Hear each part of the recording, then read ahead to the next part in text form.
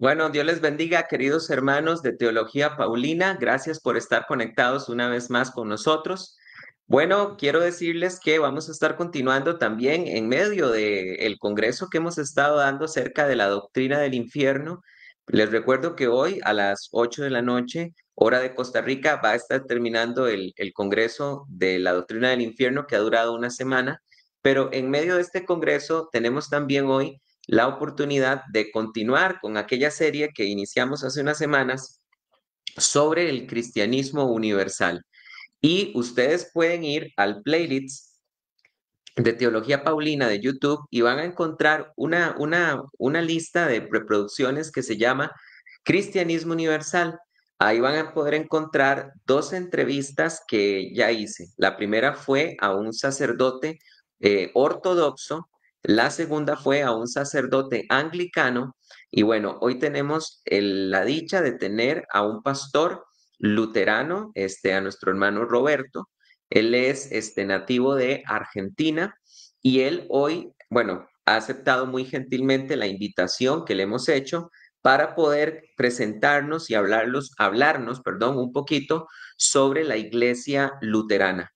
Y hemos venido diciendo a manera de introducción en todas esas entrevistas que lastimosamente en Latinoamérica tenemos una visión un poco corta de lo que es la iglesia universal. ¿Por qué? Porque generalmente creemos que lo que existe es Iglesia Católica Romana, Iglesia Evangélica y listo. Y no hay nada más lejano de la verdad. Tenemos hermanos en otras denominaciones que tienen una gran tradición y también una gran historia dentro de la parte de la historia de la Iglesia Universal. Entonces, Pastor Roberto, primero que todo, pues darle la bienvenida a usted hoy por primera vez en Teología Paulina. Muchísimas gracias por aceptar la invitación. Gracias, José. Saludos en Cristo a todos los que están siguiendo el video y especialmente a ti por tu tarea y por la invitación también. Gracias por extenderla. No, pues gracias, de verdad que sí. Para nosotros es muy edificante poder conocer hoy sobre la iglesia luterana. Hermano, antes de comenzar con las preguntas, te hacía ahí, antes de entrar en vivo, te preguntaba que si siempre había sido luterano y me decías que sí, que naciste dentro de la iglesia luterana, pero me gustaría preguntarte dos cositas antes de comenzar con el resto de las preguntas que tenemos planeadas. ¿Cuánto tiempo tienes de ser ministro luterano? Y tal vez preguntarte a manera de así como de introducción, que es lo que también le pregunté a los otros dos hermanos, si los pastores luteranos se pueden casar. Bueno, yo fui ordenado al ministerio en el año 2000, así que son casi 24 24. años. Fue en el mes de octubre que fui ordenado, así que prontito voy a llegar a los 24 años de ministro. Y sí, efectivamente podemos casarnos. Yo estoy casado, mi esposa se llama Eunice y tenemos dos hijos, Tobías y Ana Selene. Qué bueno, qué bueno. Perfecto. Y una preguntita, ¿todos los pastores luteranos eh, se casan o es una regla casarse o podría un pastor estar, ejercer el ministerio sin estar casado? Podría, sin dudas, digamos, en la libertad del Evangelio, el celibato es una opción, pero no un requerimiento o algún tipo de obligación de hacerlo, ni para un lado ni para el otro, ¿no es cierto? Digamos, tanto el celibato no es obligatorio como el casamiento tampoco es obligatorio. Es parte Ok. de la vida humana y es institución divina, sin dudas de creación, el matrimonio, pero no lo tomamos en un sentido de reglamento o de requerimiento condicional para el ministerio, ¿no? Claro. Y perdón que te haya hecho estas preguntas, pues así, sin planear, sin haberte dicho, pero es que lo Con que gusto. pasa es que te las hago porque pues traes el cuello clerical, si no me Ah, sí, equivoco, sí. ¿verdad? Que se le llama. Entonces la gente, a primera vista, lo primero que la gente dice es, ah, mira, está entrevistando a un sacerdote católico romano, y no, es un pastor luterano. Entonces la gente hace como falsas relaciones, ¿verdad? Y entonces aún a pesar de que queda claro que eres este sacerdote luterano, pues por allá queda la idea de no se casan, ¿verdad? Y este tipo de cosas. Tal cual, los pastores sí nos casamos, combinamos el anillo de boda con el cuello clerical. El cuello clerical, claro que no habla del estado civil, sino del Claro, oficio y particularmente lo marca a uno en la responsabilidad como boca de Cristo. Digamos, el color blanco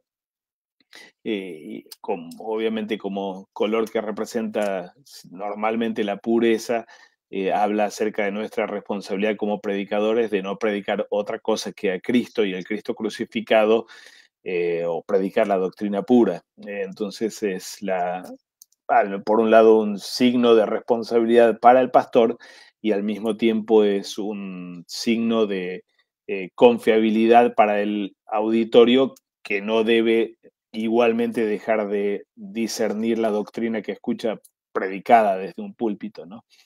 claro. Así que especialmente para mí esto es una carga, una responsabilidad en Cristo, como Pablo mismo lo pone en alguna de sus cartas, y para la iglesia habla del oficio de Cristo y de la voz de Cristo que ha de salir de la boca del ministro. Claro, totalmente de acuerdo. Bueno, entonces ahora sí comencemos con las preguntas que teníamos planeadas. En primer lugar, Pastor Roberto, quiero preguntarle sobre cuál es el origen de la iglesia luterana. Bueno, Lutero, tal vez recordarán o posiblemente recuerdan o están al tanto, Martín Lutero fue un reformador del siglo XVI, fue no el primero que intentó y que planteó una reforma en la iglesia. Antes existió todo un movimiento de reforma en la Edad Media tardía, un reclamo de, más que hablar en términos de reforma, utilizaban el término de renovatio o de renovación de la iglesia. Y la renovación de la iglesia no era tanto la modernización, quizá como hoy lo podríamos pensar, sino especialmente la vuelta a las cosas nuevas del Evangelio o a la purificación de la iglesia, especialmente en vista de todas las distorsiones que había en la iglesia medieval y especialmente la iglesia medieval tardía. Hubo varios movimientos y todo lo que conocemos de la iglesia medieval tardía es en gran medida intentos de renovatio o de la renovación de la iglesia o lo que hoy día llamamos después reforma. Fue quizá el primero al que le salió y al que le salió en términos de el que le salió bien y no terminó muerto en el intento como pasó con reformadores previos. Eh, y en este sentido fue de alguna forma una especie de punta de lanza para un gran clamor y reclamo de parte de todo el cristianismo europeo de el corte con la tiranía papal especialmente y con las distorsiones o perversiones que había en la iglesia medieval. Martín Lutero fue un monje católico sajón del norte de Alemania, eh, luego él fue ordenado como sacerdote romano y como tal, o en la función especialmente de profesor de teología, él en 1512 obtiene el título de doctor en escrituras o maestro de las escrituras para enseñar en la Universidad de Wittenberg, Alemania. En esta función, justamente como profesor, es que él entendió su tarea y parte de su responsabilidad, la de plantear a la luz de las escrituras cuál era la necesidad de cambio y de modificaciones en la iglesia. No tuvo en realidad Lutero el plan de hacer una nueva iglesia y de hecho la reforma luterana no nace con el propósito de armar una especie de nueva denominación, pero termina sucediendo esto especialmente en vista de la dureza o de la falta de arrepentimiento de la iglesia romana ante los planteos que los protestantes o los luteranos estaban haciendo, ¿sí? ¿No es cierto? Así que nace básicamente desde el punto de vista histórico o institucional en el siglo XVI, quizás fechas claves son el 31 de octubre de 1517, una fecha que todos los evangélicos celebran, aquella ocasión en la que Lutero, como profesor de teología, expuso o hizo pública una serie de tesis, las 95 tesis, para disputar acerca del valor de las indulgencias como medio de obtención de perdón o de compra del perdón. Para Lutero esto era una cosa totalmente contradictoria con el mensaje bíblico y paulino particularmente. Ahora, tal vez no es la única fecha y quizá no es la más emblemática en realidad del luteranismo. El 25 de junio de 1530, los príncipes que habían abrazado la reforma luterana presentan delante del emperador Carlos V una confesión, la confesión de Augsburgo, en la dieta imperial de Augsburgo, planteando, o mejor dicho, afirmando y argumentando la ortodoxia de la doctrina que estaba siendo predicada en los púlpitos luteranos y dando razón o cuentas de por qué se estaban implementando los cambios o modificaciones en prácticas en la iglesia, ¿no? Esto es 1530. Todo esto desató una larga historia de luchas y especialmente intentos de Roma y del Imperio Romano por aplastar al luteranismo, hasta que en 1555, el 27 de septiembre de 1555, se firma la Paz de Augsburgo, otra vez en la ciudad de Augsburgo, en la que el imperio o el emperador romano acepta la existencia de una segunda iglesia, una segunda denominación cristiana en el imperio. Hasta entonces no había sucedido esto. Por supuesto existía la iglesia de Oriente, pero era fuera de la órbita del Sacro Imperio Romano de esta época. Ahora, dentro del imperio, ahora había dos iglesias, aparte de la romana, entonces la iglesia luterana. Y finalmente, quizá como una fecha otra vez emblemática o fundamental, es el 25 de junio de 1580, 50 años después de confesar en Augsburgo, o presentar la confesión de Augsburgo, se publica el libro de Concordia, que son los escritos simbólicos o las confesiones de la Iglesia luterana, eh, suscriptas por todos los príncipes maestros del luteranismo de la segunda generación. Ahora bien, uno podría decir, históricamente la institución o la iglesia luterana como iglesia y como institución nace en este contexto, entre 1517 y 1580. De todos modos, la pretensión y el reclamo del luterano y del luteranismo es por una doctrina católica y apostólica. Católica no en el sentido romano, sino de la iglesia universal. La iglesia luterana no pretende, no es una secta nacida de Lutero y que adora a Lutero y lo sigue a Lutero por ser una especie de nuevo fundador de una religión, sino que pretende y reclama la apostolicidad de su doctrina, es decir, la doctrina que profesa y confiesa el luteranismo no es la doctrina de Lutero, sino es la doctrina de Jesucristo, eh, la doctrina que los apóstoles enseñaron a la iglesia, ¿no? Entonces, en ese sentido, casi como que parafraseando a Ignacio de Antioquía, cuando él dice, es una monstruosidad decir que el cristianismo viene después del judaísmo, porque el judaísmo originalmente era mesiánico, cristiano, detrás de las promesas dadas a Adán, a Abraham, a David. Del mismo modo, podríamos decir, es una monstruosidad decir que el luteranismo nace en el siglo XVI recién. La doctrina que reclama el luteranismo y que confiesa el luteranismo es la doctrina de los apóstoles. Entonces se remonta en ese sentido, en su apostolicidad, al siglo I o a Adán mismo con el protoevangelio, cuando Dios lo promete a un Salvador, ¿no?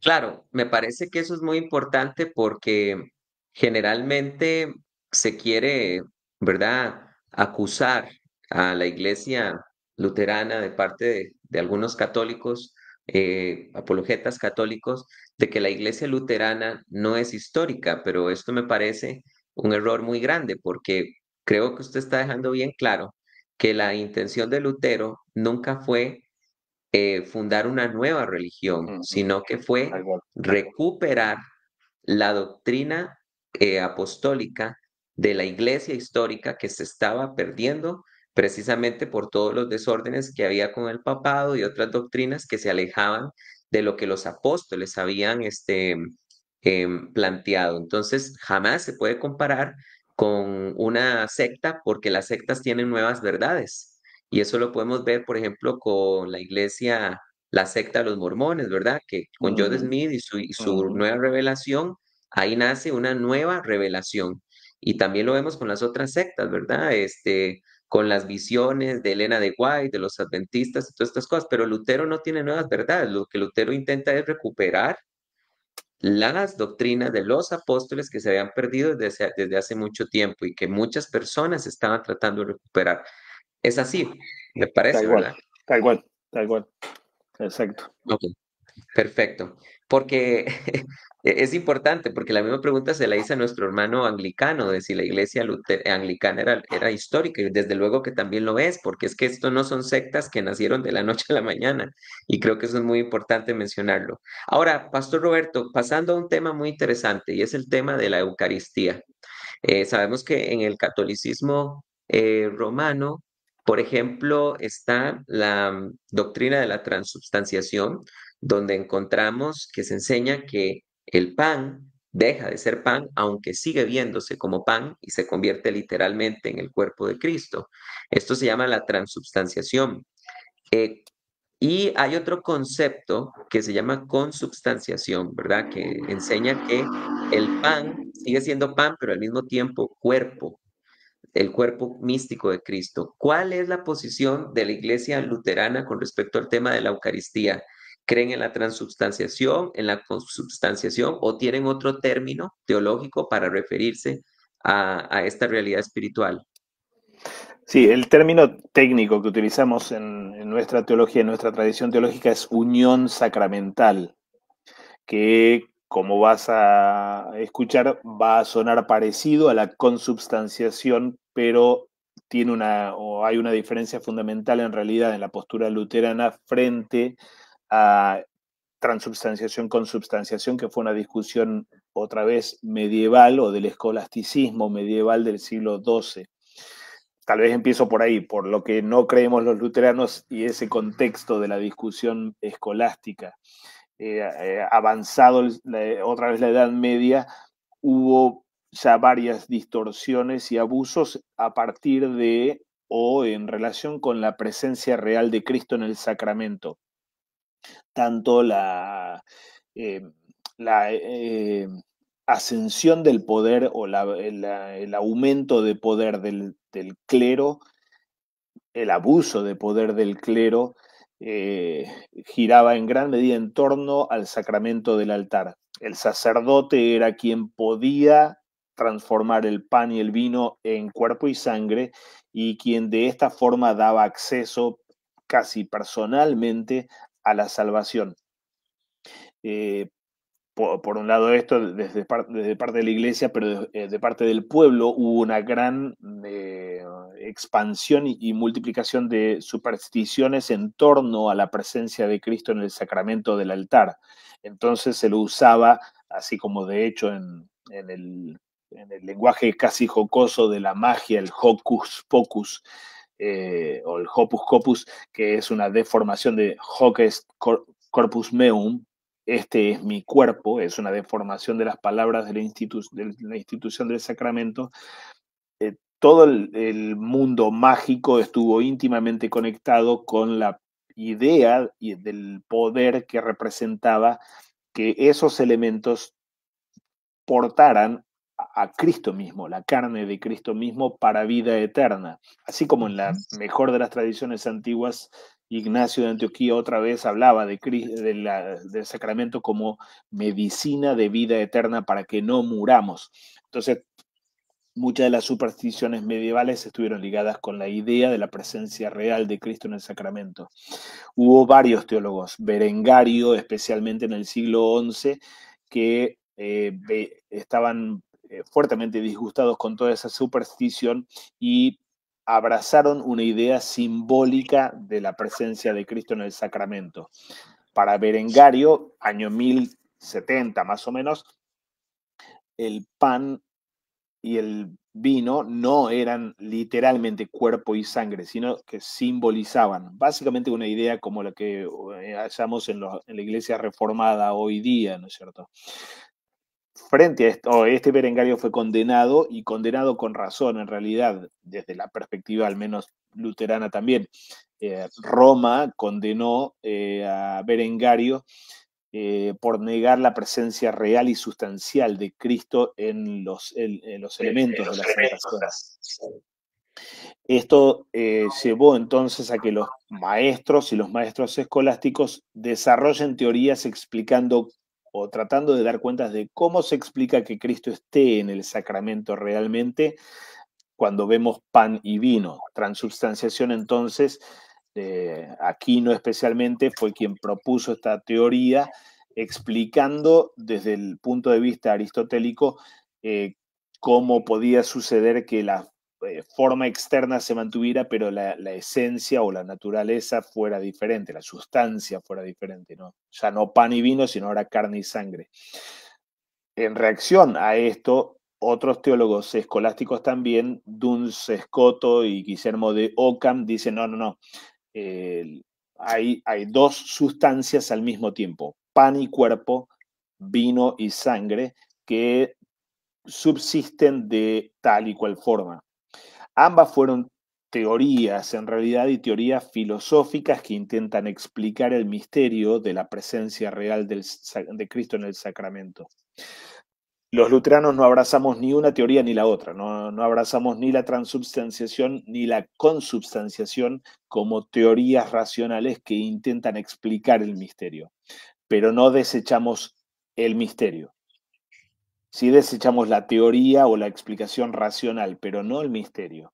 Afirmamos y confesamos la presencia real de Cristo en el sacramento, lo que recibimos, así como Pablo lo dice en 1 Corintios 10, en la copa que compartimos es la comunión de la sangre de Cristo y el pan que partimos es la comunión del cuerpo de Cristo. Si queremos hablar en términos de qué elementos hay allí, abrazamos el lenguaje antiguo de la iglesia y de Ireneo de Lyons, por ejemplo, que habla de dos tipos de elementos, terrenales y celestiales. Los elementos terrenales, el pan y el vino, productos de la tierra, y los elementos celestiales de la carne y la sangre de Cristo presentes en el sacramento del altar. No explicamos cómo, que sí es lo que hace la transubstanciación y consubstanciación. Son teorías filosóficas que explican el cómo. Los luteranos nos negamos a explicar el cómo, pero afirmamos el misterio y hablamos entonces en términos de la unión sacramental, que resuena en gran medida a la unión hipostática o personal de la segunda persona de la Trinidad después de la encarnación, que es humano, consubstancial a nosotros como humano, y es divino, consubstancial al Padre como Dios que es. Así hay una unión personal de dos naturalezas que no se fusionan en un tercer producto, como el monofisismo lo dijo antiguamente. Son dos naturalezas que siguen siendo dos como naturalezas, pero al mismo tiempo no están divididos como Nestorio, por ejemplo, otro de los herejes de la iglesia antigua lo afirmaba. Por afirmar ambas naturalezas, hablaba casi de dos Cristos diferentes. Para los luteranos aquí también en el sacramento sucede esta unión, elementos diferentes, pero al mismo tiempo que no están separados, sino que son unidos en, con y bajo el pan y el vino recibimos la verdadera carne de Cristo y la verdadera sangre de Cristo. Sustancialmente afirmamos la presencia de esos elementos celestiales, la carne y la sangre de Cristo en el sacramento. Queda claro.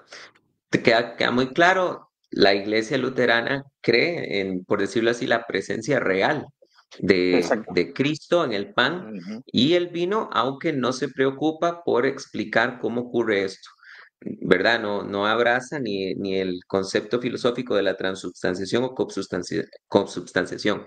Ocurre, aunque es un misterio, por decirlo así, ¿verdad? No se Tal cual, sabe cómo, pero ocurre. Ok, tal cual. es así, queda claro. Digamos, tal vez si queremos hablar de un cómo, hablamos de la omnipotencia de las palabras de Cristo.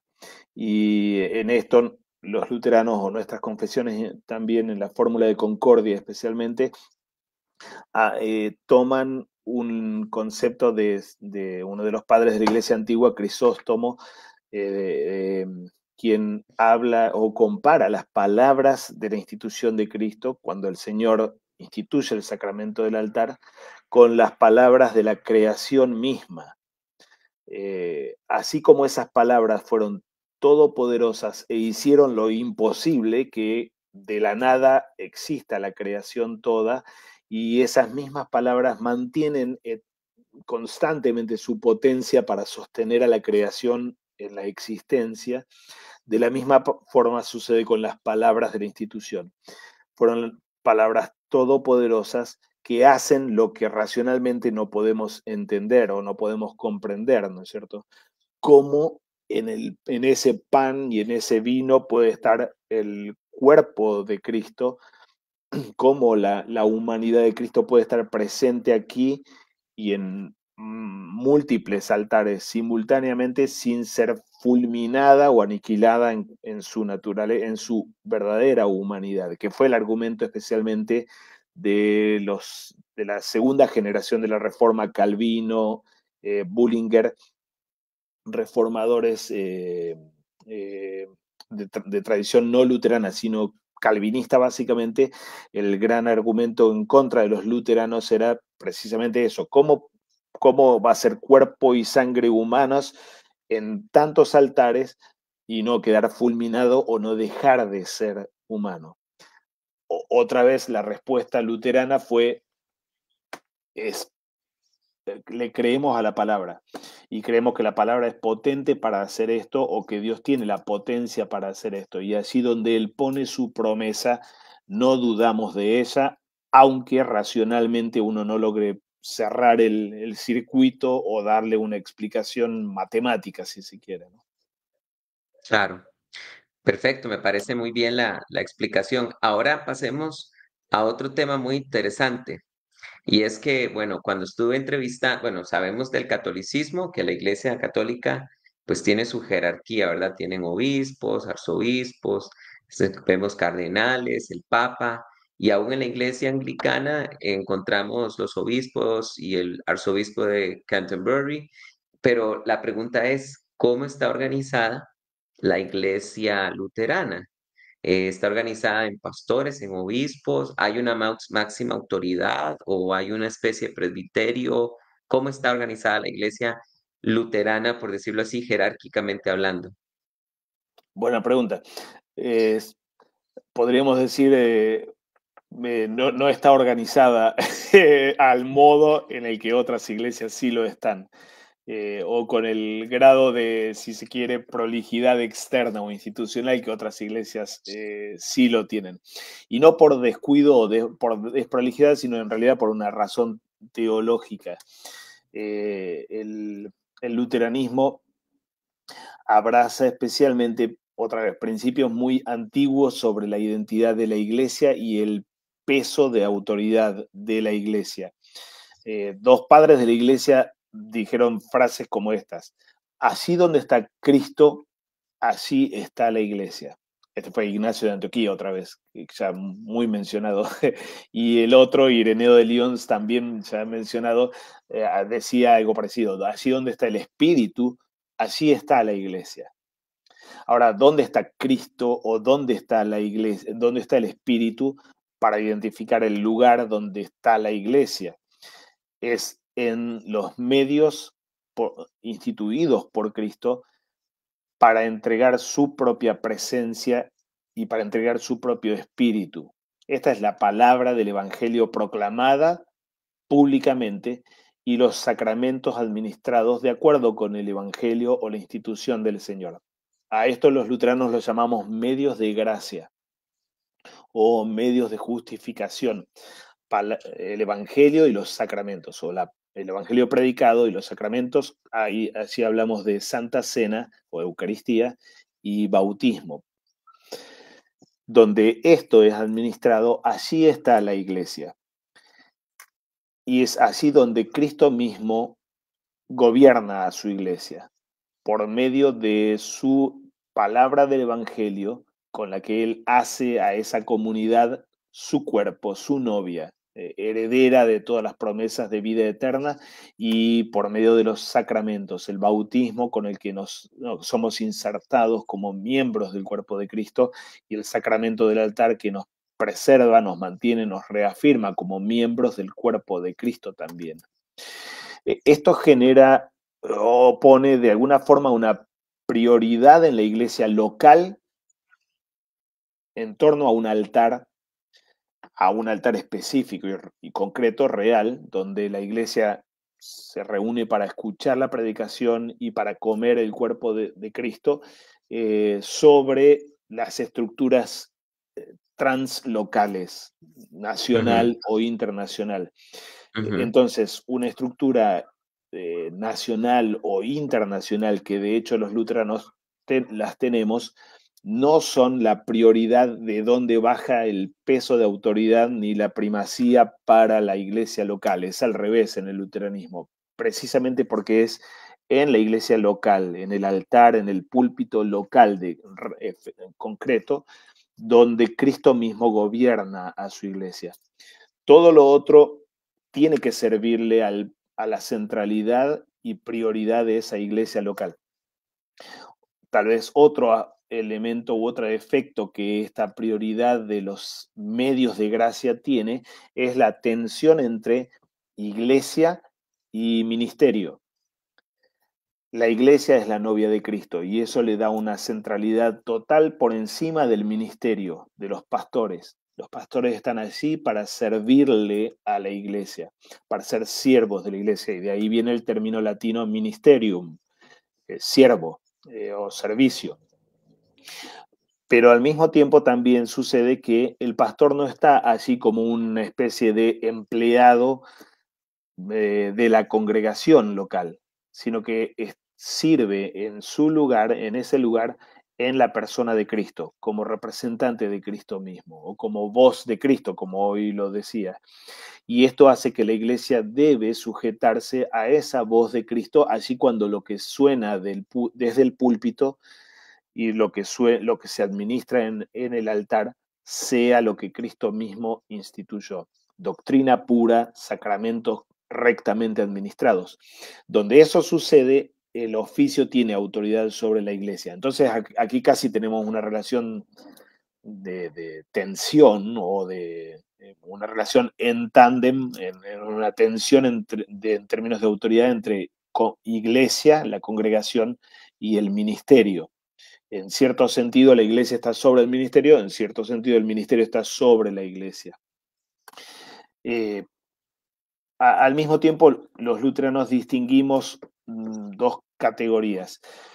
Unas son las instituciones divinas, o lo que llamamos de iure divino en latín, y otras son las instituciones humanas o eclesiásticas, instituciones de iure humano. La estructura eclesiástica nacional o internacional son instituciones humanas, Claro. de institución humana, y que no solamente las consideramos posibles, sino al mismo tiempo recomendables, casi necesarias para la preservación de la vida de una iglesia local y la preservación de la doctrina pura en la iglesia local. Pero esto no es una institución divina que, como decía hoy, hace que baje entonces el peso de autoridad sobre las iglesias locales, sino que son instrumentos para que así donde Cristo nutre a su iglesia, le habla al corazón y al oído del humano y donde él hace sonar su voz, que no es en las mega estructuras ni en los mega acuerdos internacionales, sino en un púlpito físico y en un altar real específico. Allí donde Cristo mismo se entrega es donde Él da vida eterna y donde dirige a su iglesia o gobierna a su iglesia. Entonces, todas esas instituciones humanas o de iure humano son válidas para nosotros, son de mucho valor y son recomendables, pero especialmente para preservar la pureza de la doctrina en cada congregación. Entonces tenemos estructuras nacionales e internacionales, pero todas ellas son dentro de la libertad cristiana. Y esto hace que entonces el luteranismo haya adoptado distintos formatos de estructuración o de organización. Tomamos en el tiempo de la Reforma especialmente la forma de estructuración episcopal con obispos. En Europa esto se mantuvo a lo largo del tiempo. En América esto tomó una forma diferente, especialmente tomó la forma de eh, federaciones de iglesias autónomas de alguna forma con presidentes. Entonces, a nivel nacional, por ejemplo, la mayoría de las iglesias luteranas antiguas en América o África o Asia especialmente tienen presidentes nacionales. El presidente Harrison, por ejemplo, es el presidente del Sínodo de Missouri. Cada iglesia nacional tiene presidente generalmente.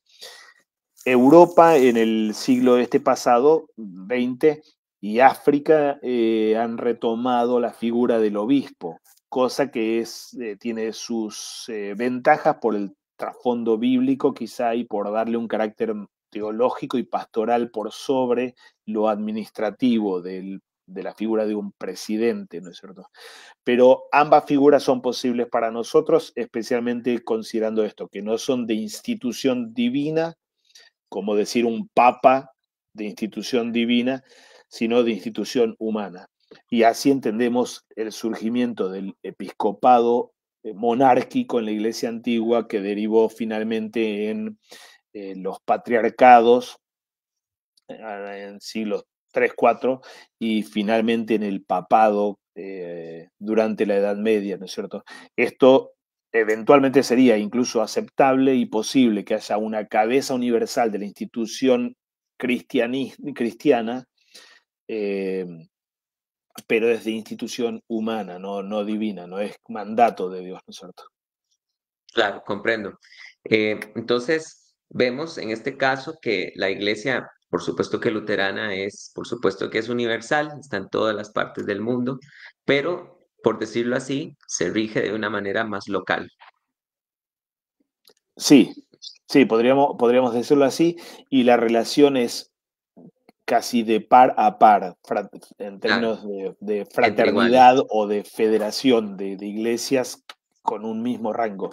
Otra vez, porque la autoridad y el peso de autoridad viene desde abajo, desde la iglesia local Claro, y el pastor local. claro. En la realidad y en términos concretos, no siempre somos fieles a nuestra propia doctrina y muchas veces termina pasando, dándose vuelta ese orden por motivos no sanctos o no bíblicos necesariamente, ¿no? Algo así como podríamos decir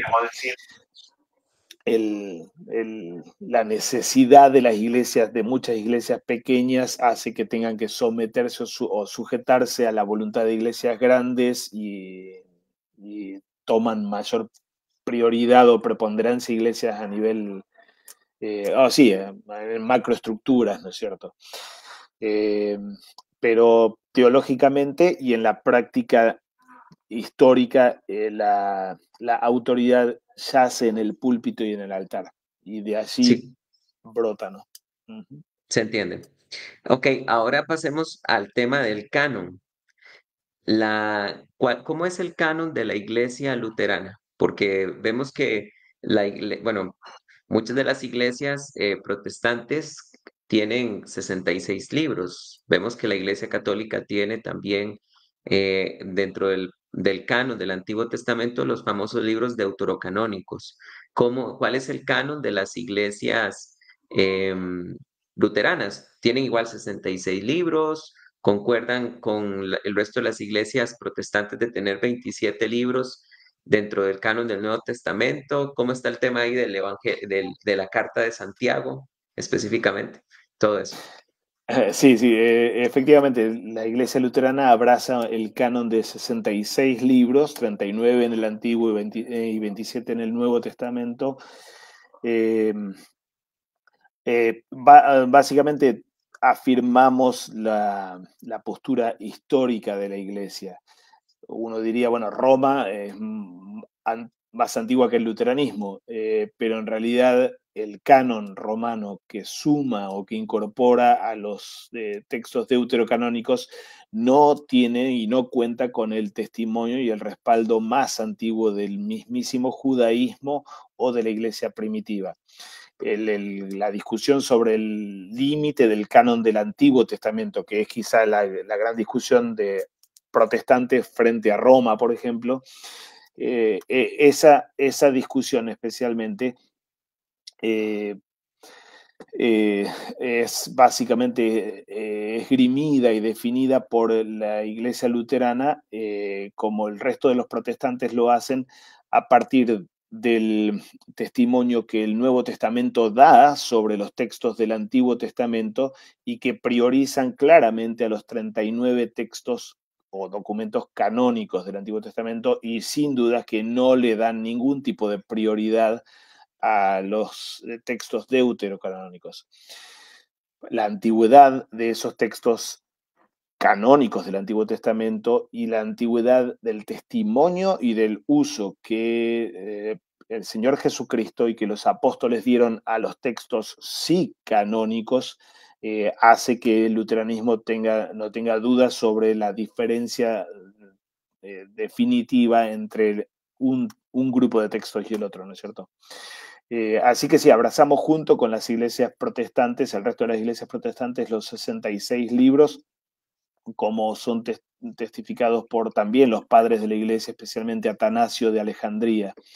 Hubo como cuatro, o consideramos como luteranos, cuatro criterios de canonicidad con los que la iglesia antigua misma reconoció qué textos son inspirados o de inspiración divina y qué textos quedan fuera del canon bíblico o de ser considerados palabra de Dios.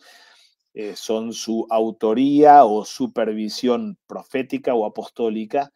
Lucas, por ejemplo, para poner un caso, Lucas no era apóstol, pero sí trabaja bajo Pablo mismo, ¿no es cierto? Entonces, si bien la pluma la puso Lucas, la autoridad que está por detrás es la del apóstol Pablo. No es el único caso, pero fue uno de los criterios de reconocimiento de canonicidad del texto, el uso temprano de los textos, el contenido cristológico particularmente, y la inspiración del texto mismo o el reconocimiento de la inspiración y testimonio sobre testimonio antiguo sobre la inspiración de estos textos, ¿no? El caso de Santiago tal vez es característico en el caso de los luteranos. Lutero tiene en sus prólogos de 1522 un escrito bien temprano cuando él traduce el Nuevo Testamento del griego al alemán por primera vez. Lutero publica junto con el texto mismo unos prólogos a cada uno de los libros, ¿no?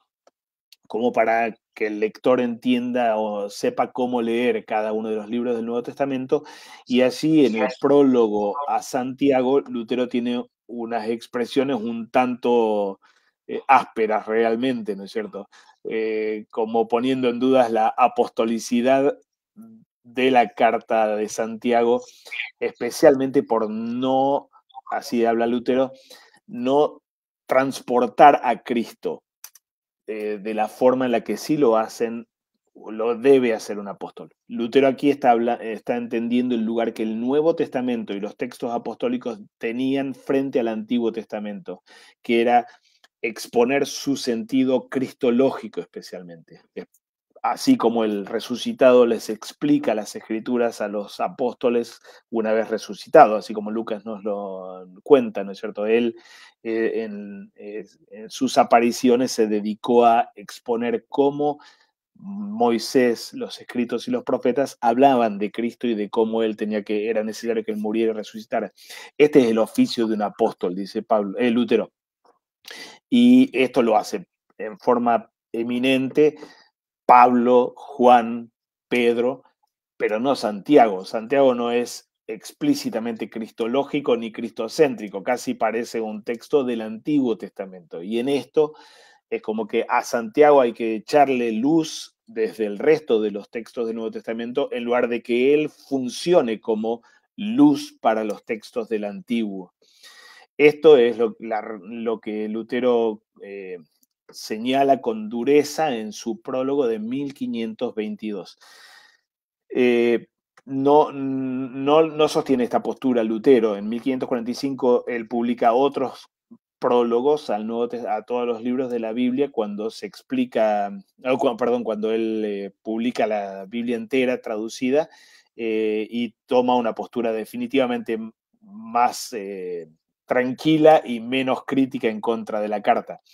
Ahora, el hecho concreto es que el mismísimo Lutero nunca respaldó ni publicó una edición del Nuevo Testamento sin la carta de Santiago. Y esto da cuenta de que él mismo, que quizá es el responsable de ese lenguaje tan duro contra la carta de Santiago, él mismo no la consideraba fuera del canon, pero sí cuestiona de alguna forma la diferencia de autoridad y de peso que puede tener una carta a los romanos, un evangelio de Juan o Primera Pedro, frente al peso hermenéutico que la carta de Santiago podría jugar, ¿no?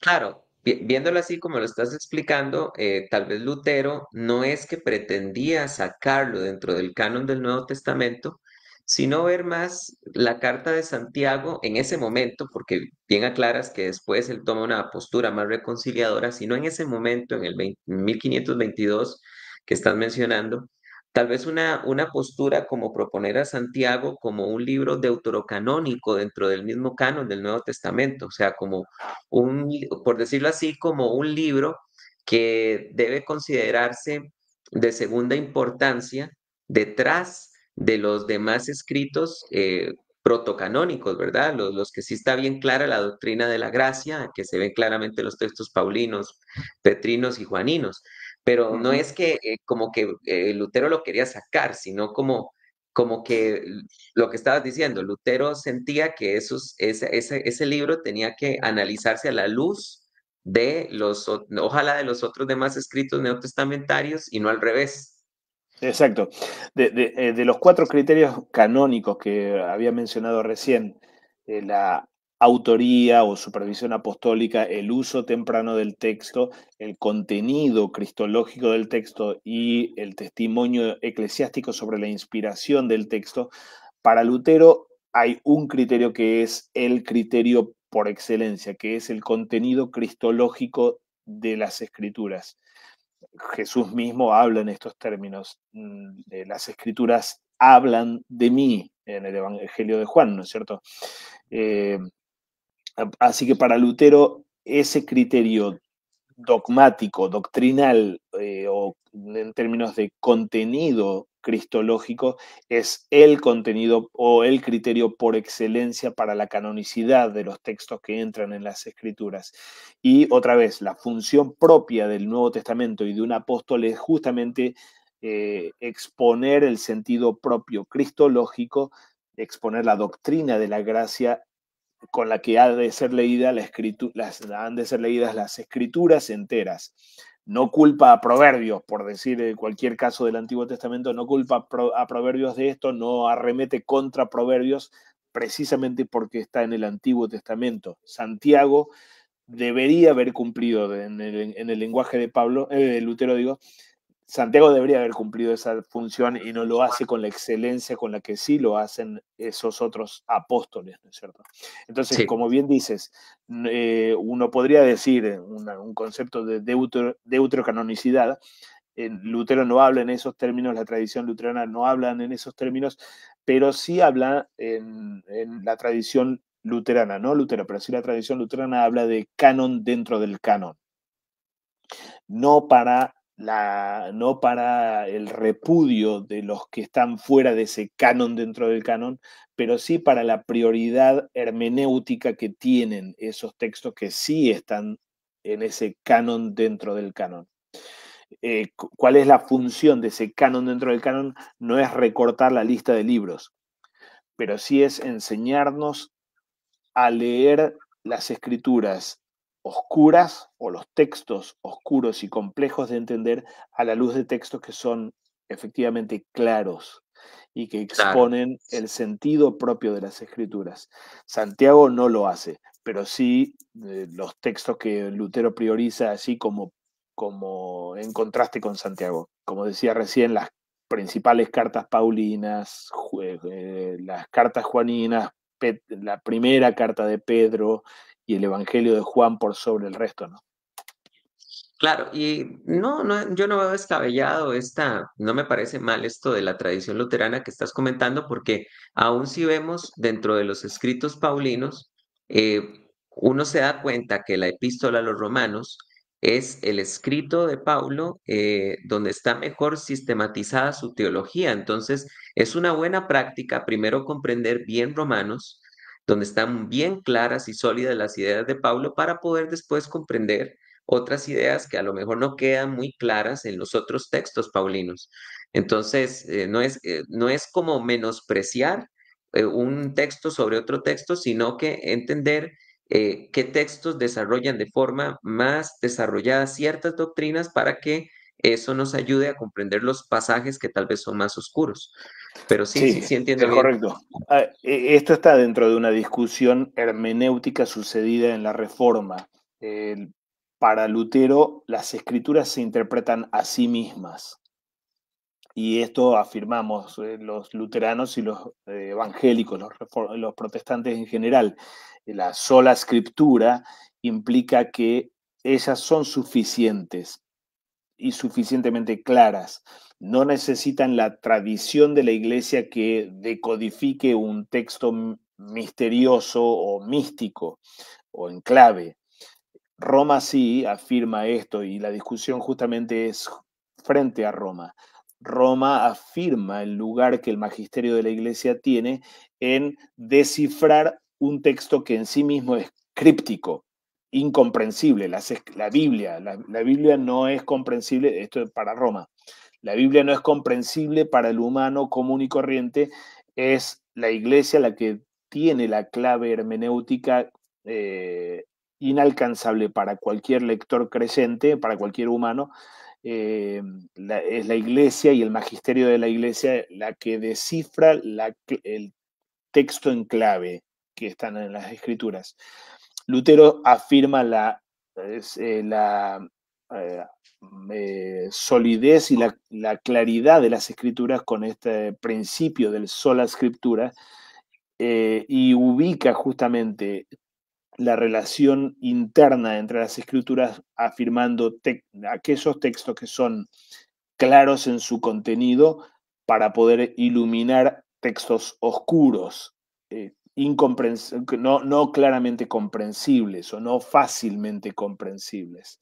Entonces, para poner un caso concreto, ¿cómo entender lo que Santiago pone en la carta hablando acerca de la necesidad de la fe, de las obras junto con la fe, para poder hablar de la vitalidad de esa fe? Estas afirmaciones de Santiago han de ser leídas a la luz de la doctrina, especialmente que Pablo expone en su carta a los romanos. Cuando hablamos de justificación delante de Dios, las obras no cuentan, pero cuando hablamos acerca de la vitalidad de la fe, sí, esa fe viva produce obras en forma espontánea. Entonces, allí Claro. donde hay corrupción o donde hay una pretensión hipócrita de creer y de tener fe, pero manteniéndome en impenitencia y en desobediencia abierta a la voluntad de Dios, allí simplemente no hay una fe genuina.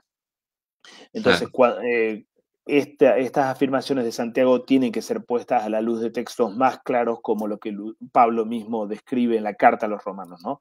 Excluyendo la totalmente. fe, perdón, excluyendo las obras cuando hablamos de la justificación delante de Dios en una relación vertical, pero incorporando las obras cuando hablamos de nuestra vida de entrega, de servicio, en amor y de obediencia a la voluntad de Dios para con el prójimo aquí en el mundo, en una relación más horizontal, ¿no es cierto?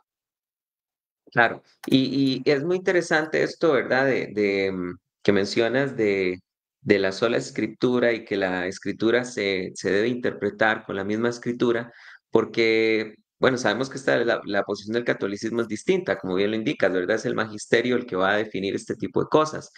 Pero es curioso que Pedro, que se supone, ¿verdad? Que es para el catolicismo la piedra, ¿verdad? Donde se edifica la iglesia, ¿verdad?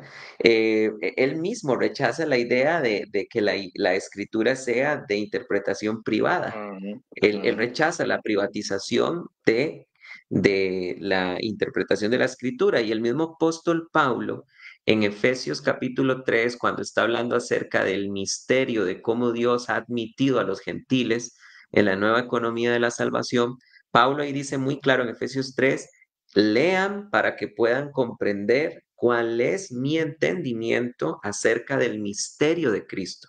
Entonces vemos que ahí Pablo nos invita a que lo leamos a él para comprender su propio entendimiento. Entonces, no vemos que Pablo le esté pasando esa responsabilidad a otros, sino que Pablo dice, ujú, léame a mí ujú. para que puedan entender lo que yo comprendo acerca de este misterio. De acuerdo. Entonces, bueno, eso es importante aclararlo, porque a veces también quieren decir que la sola escritura es un soliísmo bíblico, y eso no Ujú, es lo que significa la sola escritura. La sola escritura presenta primero la escritura, pero no significa que no podamos, pues, consultar otras fuentes, ver otras cosas, que es como falsamente a veces nos quieren atacar, ¿verdad? De que sola escritura es, no me saque a mí de la Biblia, no me claro, mencione no, nada no, más no, que la no, Biblia. no puedo leer otro texto que el de las Escrituras. Es correcto eso. Pero al mismo tiempo, el sola escritura es el tota scriptura. Es la doctrina entera de las Escrituras. Es la Ujú, narrativa entera de un Dios que crea por misericordia al mundo y al cosmos, un Dios que no abandona al humano en su pecado, sino que sale al rescate suyo, haciéndose hombre, tomando nuestra carne para asumir nuestro lugar de culpables y expiar nuestros pecados, derrotar a nuestros enemigos del pecado, la muerte y el infierno, y que entrega su salvación y su justicia como un don y no como una mercadería a ser comprada. claro, Entonces, cualquier lectura que se agarra de una frase o de un pasaje como el que mencionaba recién de Santiago, eh, y lo toma como afirmación o como punto para afirmar entonces una doctrina simplemente opuesta a la analogía de la fe o al testimonio de las escrituras enteras, es una lectura que está rompiendo con el tota scriptura, con la totalidad del mensaje y del contenido propio de la narrativa que las escrituras enteras nos están dando, ¿no es cierto? excelente. Pero totalmente de acuerdo con lo que estás diciendo. El sola escritura no significa que yo no puedo leer a San Agustín Los padres apostólicos, todas estas a los cosas. padres apostólicos o incluso a Santo Tomás de Aquino o incluso a Friedrich Nietzsche, porque tal vez me plantea problemas de nuestra humanidad, el mismo Friedrich Nietzsche o cualquier autor humano. Ahora, Claro. ninguno de esos textos son de inspiración divina y quizás sí me informan a mí, me Para abren mí, los ojos a mí, pero no están iluminando el sentido propio del texto. El que claro, ilumina el sentido propio del texto es el propio texto de las Escrituras, no un pasajecito suelto, sino poner ese pasaje a la luz de la tota escritura y particularmente de aquellos textos que son evidentemente y explícitamente claros sobre cuál es el sentido propio de las Escrituras. Es en esta totalmente. discusión entonces en la que hablamos de eh, canon dentro del canon. Otra vez, no para pelearnos con la tradición más legítima de la iglesia antigua, sino para aprender a leer esas escrituras que el Espíritu Santo ha dado a la iglesia, ¿no? Claro, y es que, bueno, no podemos olvidar que la carta a Santiago, en su salutación inicial, es muy clara que no le está escribiendo a los gentiles, sino a los judíos, porque dice Jacobo, a las 12 tribus que están en la dispersión. Entonces, por ahí ya solo de entrada tenemos que tener en cuenta a qué público se está dirigiendo Santiago. No se está dirigiendo a los gentiles. Eso no significa que nosotros no podamos ser edificados de la Carta de Santiago, pero no debemos olvidar que está dirigida a los judíos que se han convertido al Mesías, no se está dirigiendo a nosotros los gentiles. Sí, igualmente otra vez, como decía recién, el hecho que el mismísimo Lutero nunca haya propuesto una edición o una publicación del Nuevo Testamento sin la Carta de Santiago, habla de la comprensión o de la confesión que él mismo tenía sobre la inspiración de ese texto, ¿no? Entonces, Totalmente. incluso siendo un texto dirigido a una iglesia de corte judío, de todos modos es primero y principal inspirada por el Espíritu Santo mismo, ¿no? Claro, Es un totalmente. texto divino. Y esto le da y preserva el peso de autoridad que tiene como palabra de Dios para nosotros, ¿no? Sí. Entonces, en palabras ya resumidas, para terminar, la Iglesia luterana eh, recoge, al igual que el resto de las iglesias protestantes, el canon del Antiguo Testamento, que ya había resuelto el judaísmo unos siglos antes, inclusive acerca de Jesús.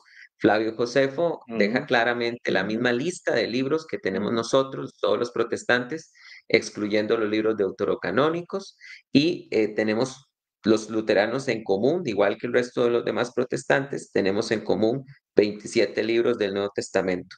Muy bien, para ir avanzando en unas preguntas más, Pastor Roberto, ya se nos está acabando el tiempo, tal vez estas no nos van a poder, no las vamos a poder desarrollar con tanto tiempo, pero sí son muy buenas preguntarlas, muy bueno preguntarlas, perdón. Eh, l- Dos preguntas en una. ¿Cree la Iglesia Luterana en la Inmaculada Concepción? ¿Cree la Iglesia Luterana en em, sí, en la Inmaculada Concepción? No creemos en la Inmaculada Concepción, creemos que María fue eh, un humano como nosotros, marcado por la caída, heredera de Adán, del pecado y del pecado original. Por supuesto que tuvo un lugar de prioridad o de excelencia dentro de la narrativa bíblica y dentro de los planes de Dios. Fue nada menos que la portadora del Hijo de Dios en su vientre. Eh, en ese sentido, afirmamos junto con la Iglesia antigua el concepto de Theotokos, María como madre de Dios, Madre de Dios, claro, por haber sido la madre de Jesucristo, claro, cuyas naturalezas son dos, humana y divina también, ¿no es cierto? A quien tuvo en su vientre fue al Hijo de Dios mismo. claro. Eh, Esto, por supuesto, que le dio un privilegio incomparable a cualquiera de nosotros, pero no Correcto. porque ella tuviera méritos en sí mismos, en sí misma. La vemos así justamente en textos bien paradigmáticos de quién fue María y qué lugar tuvo María en el comienzo del Evangelio de Lucas, especialmente en su confesión profética del Magnificat, del canto que Lucas registra en los primeros capítulos del Evangelio. Ella es nada en sí misma.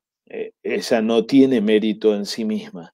Es Claro. simplemente una doncella que forma parte de un pueblo, del pueblo de Dios, del pueblo escogido del Antiguo Testamento, pero cuyo mérito también era nulo. Solamente eran herederos de promesas dadas por Dios para salvación de la humanidad, eh, puestos en el lugar en el que él los pone por pura misericordia y a fin de concretar la obra de redención que Él vendría a hacer y que no la haría María. María Claro, no es sin pecado. María sí, nace como nosotros. El Señor sí es sin pecado. Nace sí, de forma extraordinaria, en forma inusitada, milagrosa, como lo vemos en el relato de las Escrituras, asumiendo nuestro pecado, haciéndose pecado por nosotros, como Pablo lo pone, pero no porque Él portara y cargara con el estigma y las consecuencias de la herencia de Adán, sino por su voluntad de tomar nuestro lugar como sustituto, siendo Dios que Él era, siendo perfecto como Él es, asume nuestra pecaminosidad por pura gracia, por pura misericordia, pero no por herencia, ¿no es cierto? claro. Una pregunta más sobre María. Creo que casi que ya podríamos vislumbrar cuál va a ser su respuesta, pero igual se la ha hecho todos los demás hermanos en las entrevistas anteriores. ¿Cree la Iglesia luterana en la Asunción de María? No, no, no, tampoco creemos en la asunción de María. María muere como humano que fue, y entendemos y creemos que el dogma mariano, tanto de su asunción como de la Inmaculada Concepción, como del rol de mediatriz, así como Roma termina confesándolo, es un lamentable desenlace y distorsión de la doctrina bíblica, por diversos motivos. Básicamente, en gran medida, por el sincretismo que la iglesia antigua y especialmente medieval en el que termina incurriendo, y que lleva, por un lado, a ponerlo a Dios, al Dios Trino, totalmente inaccesible y desinteresado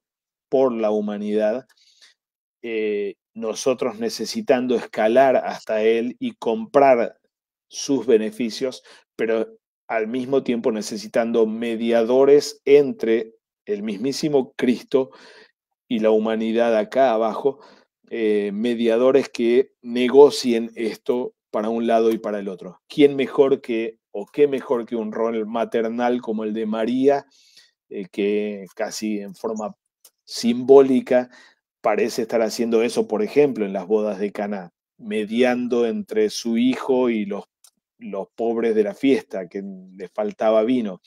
Esto termina sirviendo para Roma en la construcción de la imaginería o del lenguaje de mediación de parte de María entre Cristo, un Dios airado, distante, totalmente ajeno a la humanidad, y esta humanidad a la que sí María pertenece, pero ya Cristo no. Eso está definitivamente, no solamente con respecto a María, sino particularmente con respecto a la definición de Dios, del Dios Trino y del Cristo encarnado, en diametral oposición al testimonio bíblico realmente. ¿Quién Claro. es más cercano a mí que aquel que se hizo yo, que se Ujú. hizo de mi propia carne, de mi propia sangre? ¿Quién puede No. mediar mejor que aquel que asumió mi propia humanidad y mis pecados enteros? Todo mi dilema lo absorbió sobre su propio cuerpo y su propia humanidad. Esta no fue María, este fue el Señor Jesucristo. Y es una doctrina gruesa de la epístola a los Hebreos cuando nos presenta a Tal cual. Jesucristo como un mejor sacerdote que los Exacto. sacerdotes del orden arónico, que ha sido probado, de verdad, y comprende la misma naturaleza humana y que puede interceder por nosotros y comprende nuestra debilidad. Entonces es atropellar toda la epístola a los Hebreos. Pastor Roberto, mire, aquí hay una pregunta que no estaba planeada, pero es que creo que sería muy bueno aprovechando estas preguntas. Aquí nos pregunta Martín en el YouTube. ¿Qué opinión tienen sobre la perpetua virginidad de María? Ya usted contestó claramente que la Iglesia Luterana no acepta el tema de la Inmaculada Concepción ni el dogma de la Asunción de María, pero ahora queda esta pregunta: ¿fue María siempre virgen, sí o no? Bueno, buena pregunta.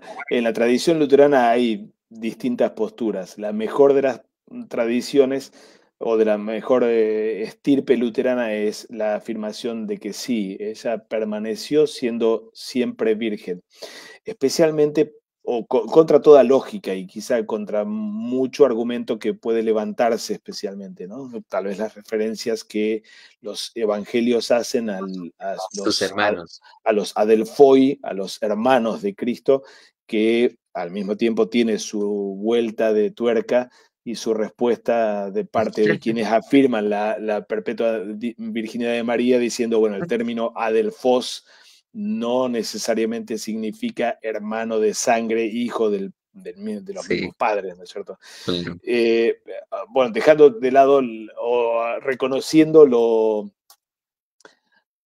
en, el entuerto que significa o lo enredado que significa toda esa discusión lingüística y que creo que no lleva en última instancia a ninguna conclusión sólida, la afirmación de la perpetua virginidad de María está ligada con una afirmación cristológica sobre su verdadera humanidad, como Nicea lo confiesa en el credo niceno de la iglesia antigua.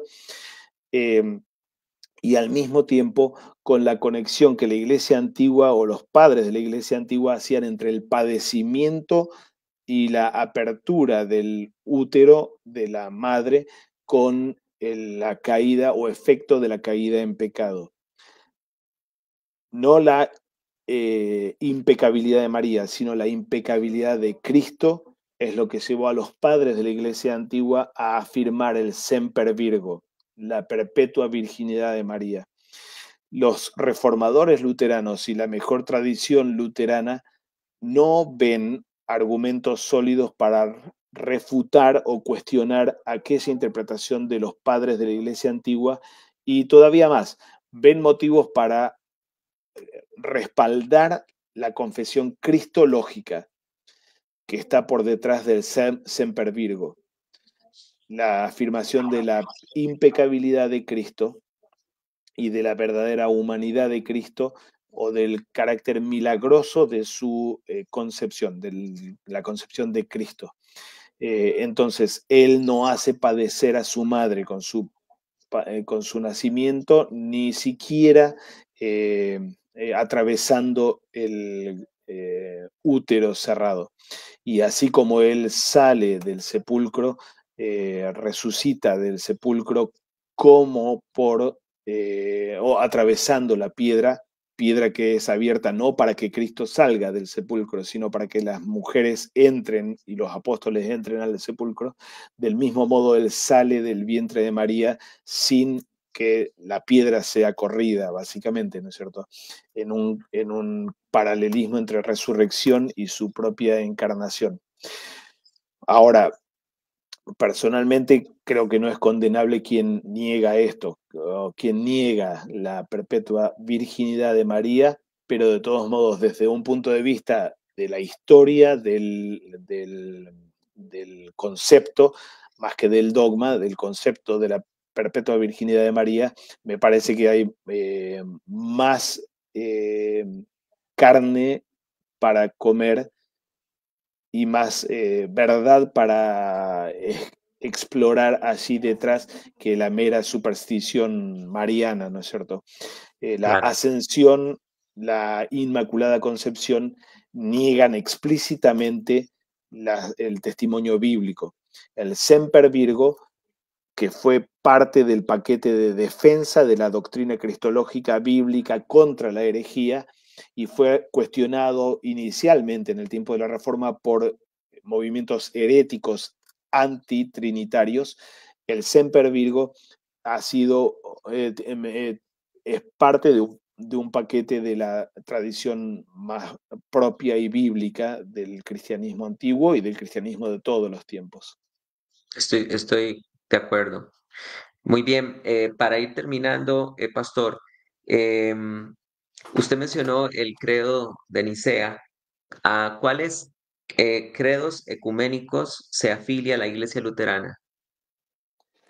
Nosotros suscribimos a tres credos antiguos o universales: el credo apostólico, el credo niceno de 325 o niceno constantinopolitano, y el credo atanasiano, eh, atribuido a Atanasio, pero que manifiesta o muestra por su contenido es pertenecer a la tradición occidental y no oriental, particularmente la tradición agustiniana, que afirma la doctrina calcedónica de Cristo, perdón, sí, de Cristo y de la Trinidad también.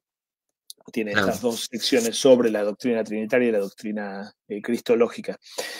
Eh, Como luteranos afirmamos o tomamos estos credos como la base de nuestras confesiones. Es el primer grupo de textos que forman nuestras confesiones, y que, como el resto de las confesiones, desde Confesión de Augsburgo, Catecismo Menor y Mayor de Lutero, artículos de Esmalcalda y Tratado sobre el poder y la primacía del Papa y Fórmula de Concordia, todos estos textos son nuestros textos simbólicos o confesiones a las que suscribimos en forma incondicional. Reconocemos que no son una opinión del momento o una perspectiva del momento, sino que confiesan la doctrina bíblica frente al error del mundo. Entonces, en este aspecto, junto con el resto de las confesiones del tiempo de la Reforma luterana, esos tres credos forman parte de nuestra afirmación de qué enseñan las Escrituras. perfecto, excelente. Y hermano Roberto, la última pregunta, de verdad agradeciendo muchísimo todo su tiempo y su disposición de responder. Esta pregunta también se la hicimos a los otros hermanos. Ya estamos terminando la entrevista, queridos hermanos. Recuerden que veo que algunas personas están diciendo que llegaron tarde. No se preocupen, la enseñanza está quedando grabada. Quiero recordarles que en el canal de Teología Paulina de YouTube hay un playlist donde ya se entrevistó a un sacerdote ortodoxo, a un sacerdote anglicano, y hoy estamos entrevistando al pastor Roberto, que es pastor luterano y nos ha estado hablando sobre la iglesia luterana en esta hora 20 minutos que tenemos ya casi de programa. Al sacerdote ortodoxo, pastor Roberto, y también al sacerdote anglicano, les hice esta pregunta de cierre. ¿Cómo se obtiene la vida eterna? Gran pregunta y fundamental, central totalmente. Así que gracias por traerla y por traerla aquí hacia el cierre, después de tal vez tantos detalles y discusiones puntuales e históricas tantas veces. Este es el corazón de la revelación divina. Y las Escrituras afirman cuán inalcanzable es esa salvación para mí. Está totalmente fuera de mi alcance, fuera de tu alcance o de nuestro alcance, como humanos caídos, herederos de la desdicha y condena producida desde Adán y reproducida en nuestra propia práctica pecaminosa. Quedamos simplemente excluidos de ese privilegio y beneficio. Pero como Jesús responde al joven rico, es imposible para el humano, pero ciertamente posible para Dios, que sí está por encima de mi condena y del efecto que el pecado tuvo sobre mí. Este Dios que nos creó, nos amó hasta el extremo, enviando a su propio Hijo para que sea humano como nosotros, asumiendo nuestra naturaleza a fin de ser nuestro sustituto.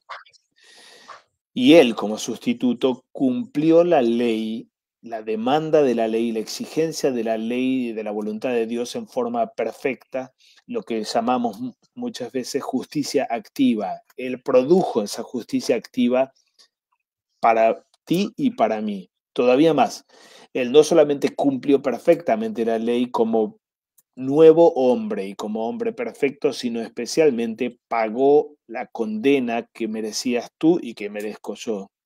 Él absorbió esto. Él llevó esto sobre su carne, sobre su cuerpo, a fin de que, como Isaías lo dice, en sus llagas tengamos nosotros salud. O así como el apóstol Pablo lo pone en la carta a los Gálatas, él se hizo maldito de Dios para a cambio a nosotros darnos la bendición de Dios o abrir para nosotros la bendición de Dios. Muriendo en nuestro lugar, justicia pasiva, y habiendo cumplido perfectamente la ley, no para él, sino para mí, para ti, es que él logra reconciliar a la humanidad con el Padre en su propia persona. Allí hubo un humano perfecto, aceptable para el juicio eh, imposible de alcanzar que Dios pronuncia sobre la humanidad. Él quiebra la condena de la ley y Él se afirma, nos afirma como humanos cumpliendo la ley para nosotros. Ahora bien, esa obra sucedida allá hace tiempo y a tanta distancia en el evento pascual, no me serviría a mí de nada a menos que me sea entregado como un don, como un regalo, como un don. Y es esto lo que vemos como el Señor mismo instituye. Así como lo dice en el Evangelio de Lucas, que hemos mencionado hace un momento, el resucitado abre las escrituras para sus apóstoles y les dice dos cosas que eran necesarias o planeadas eternamente por Dios, que el Cristo padeciera y fuera resucitado de entre los muertos y que se anuncie o proclame el perdón de los pecados en la entrega de la predicación del Evangelio y de los sacramentos. Es toda esta historia que él abre y que lo vemos en el libro de Hechos, abriendo desde su derramamiento del Espíritu Santo y la proclamación de los apóstoles, el modo en el que él aplica y hace tuyo y mío el don de salvación que Cristo abrió para nosotros. Cuando él pronuncia el perdón, cuando él pronuncia te absuelve por causa de su sacrificio perfecto, efectivamente te está cubriendo con su justicia perfecta, inalcanzable para ti, pero puro regalo de parte de Dios y que sí pasa la prueba del ojo implacable de la ira divina. Él ya la atravesó y lo demostró resucitando y así siendo justificado en nuestro lugar, y es esa misma justicia con la que nos cubre, con la que nos reviste, a fin de que seamos sus herederos y herederos de Dios juntamente con Cristo. Eh, Puedo alcanzar la salvación solamente porque Él me alcanzó primero o porque Él hizo esta salvación posible en su propia persona y la entrega en la predicación del perdón de los pecados por causa de Cristo o en la predicación del Evangelio. Una respuesta completamente cristocéntrica. Me alegra mucho escuchar pues esa respuesta tan apegada a las escrituras y estoy pues completamente de acuerdo con usted, Pastor Roberto. Pastor Roberto, pues muchísimas gracias por habernos compartido este tiempo sobre de qué trata la iglesia anglicana, perdón, la iglesia luterana. Espero que no sea la última vez que nos pueda acompañar acá. Desde ya le digo que le expreso de la intención que tengo de que al terminar esta serie de la Iglesia Universal, pues tal vez podamos coordinar una pequeña entrevista con los otros hermanos que estuvimos entrevistando anteriormente. Me encantaría tenerlos juntos a los demás, no para discutir en lo más mínimo, sino para compartir, ¿verdad? La visión que tiene cada una de las iglesias de ciertos puntos fundamentales. Pero bueno, muchísimas gracias, de verdad que sí, y bienvenido a Teología Paulina y esperamos que en algún momento más nos pueda volver a visitar. Muchas gracias. Gracias por la invitación, por la conversación y también por las expresiones en el chat. Gracias, hermanos, por estar allí y un abrazo en Cristo para todos. Muchas gracias y también gracias a la comunidad de Teología Paulina que estuvo aquí conectada con nosotros casi hora y media hablando sobre la iglesia luterana Y recordarles que hoy a las 8 de la noche, hora de Costa Rica, termina el Congreso acerca del infierno y vamos a tener hoy a nuestro hermano Edgar Pacheco hablándonos sobre el tema del purgatorio, que si esto es bíblico o no. Así que, queridos hermanos, nos vemos dentro de una hora y media, si el Señor lo permite. Que tengan mucha paz. Recuerden que esta enseñanza está quedando grabada en el playlist del canal de Teología Paulina y ahí van a poder ver otras entrevistas que se hicieron a otras denominaciones cristianas. Que Dios los bendiga y que tengan mucha paz. Hasta luego. Un abrazo en Cristo.